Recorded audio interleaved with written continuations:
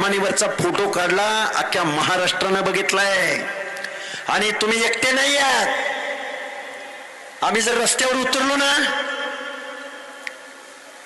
लय लोक आहेत, गावाच्या गाव, तालुक्याच्या तालुके. अरे 10% राजसत्ता यांच्याकडे, कारखाने यांच्याकडं, अर्थमंत्रीपद यांच्याकडं, गृहमंत्रीपद यांच्याकडं, महसूल मंत्रीपद यांच्याकडं, सहकार मंत्रीपद. तुम्हाला काय मिळालंय कधी? हा बाबांनो, मला तुम्हाला हात जोडून कळकळीची विनंती आहे, जाती जातीची युती करावी लागेल, राजकारणाची शेती करावी लागेल, हा महाराष्ट्र जोडावा लागेल.